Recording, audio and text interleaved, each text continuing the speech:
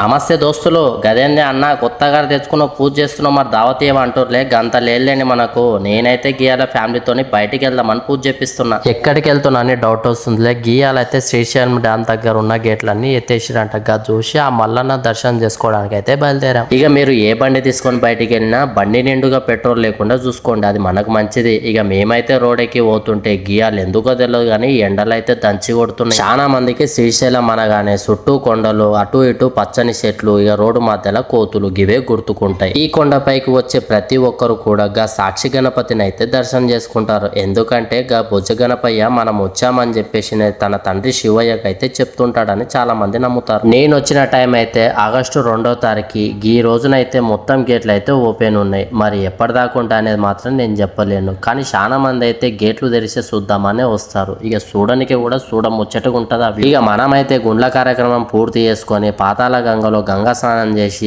ఆ స్వామివారి దర్శనానికి బయలుదేరిపోయాం. భక్తులు మరీ ఎక్కువ ఉండడం వల్ల దర్శనం కొద్దిగా లేట్ అయింది. ఇక మేమైతే రిటర్న్ హైదరాబాద్ అయితే బయలుదేరిపోయాం. గేట్లన్నీ అయితే బంద్ పెట్టేసారు. మరి ఎవరైనా శ్రీశైలం వెళ్ళాలనుకుంటే గాళ్ళకు ఈ వీడియో ఖచ్చితంగా పంపండి.